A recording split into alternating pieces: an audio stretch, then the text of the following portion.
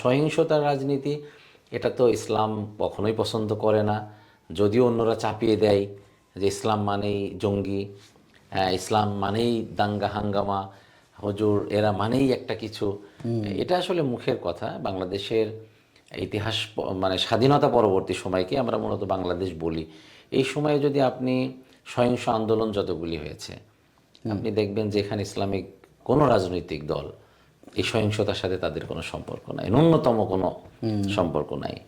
এবং এই যে 2 দিন আগে যেটা বললেন যে জঙ্গি বলা হয়েছে, বাংলাদেশে তো অনেক চেষ্টা করা হয়েছে, অনেক চেষ্টা করা হয়েছে এবং প্রশাসন এক বিভিন্ন ইউনিটই তৈরি করেছিল যে এদেরকে এই জঙ্গি বা সন্ত্রাসী হিসেবে যেন তাদেরকে চিহ্নিত করা যায় এবং সাজিয়ে গুছিয়ে তারা ফেল করছে। কারণ এর সঙ্গে ন্যূনতম সম্পর্ক ইসলামের নাই। তো স্বাভাবিকভাবে ইসলামী রাজনীতি যদি প্রতিষ্ঠিত হয়, মানুষ করতে পারে, সমাজে এক মানে সুশাসন প্রতিষ্ঠা হবে, মানুষ তাদের অধিকার ফিরে পাবে, প্রত্যেকেই যার যার ন্যায্য প্রাপ্য তারা